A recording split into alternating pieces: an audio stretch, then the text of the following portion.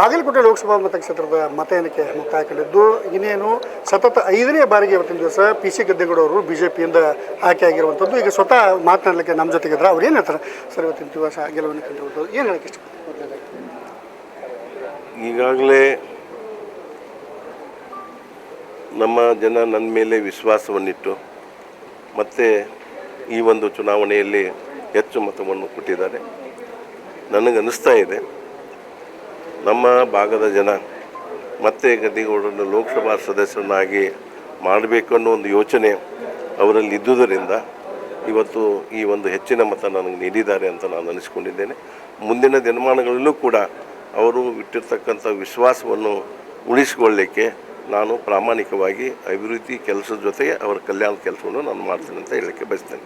ಸತತ 4 ಬಾರಿ ಗೆದ್ದಿದ್ರಿ, 5ನೇ ಬಾರಿಗೂ ಕೂಡ ಅತಿ ಹೆಚ್ಚಿನ ಮತಗಳ ವಿಶ್ವಾಸ ನಾವು ಇಟ್ಕೊಂಡಿದ್ರಿ.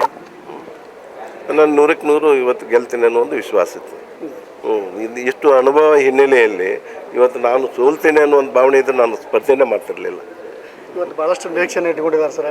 4 ಬಾರಿಯನ್ನು ಕೂಡ ತಾವು ಅಭಿವೃದ್ಧಿ ಕಾರಣ ಇನ್ನೂ ಕೂಡ ಜನರಿಗೆ ಏನು ಕೊಡಬೇಕಂತ ಇಷ್ಟ ಮಾಡಿದ್ದಾರೆ.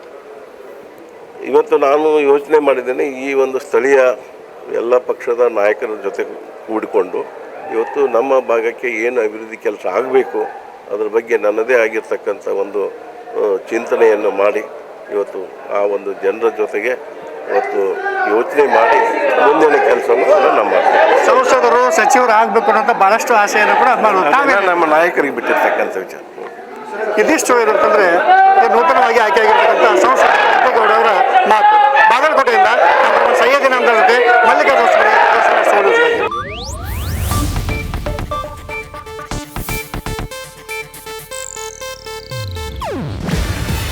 ಇದು ಏಷ್ಯಾನೆಟ್ ನ್ಯೂಸ್ ನೆಟ್ವರ್ಕ್ ಪ್ರಸ್ತುತಿ.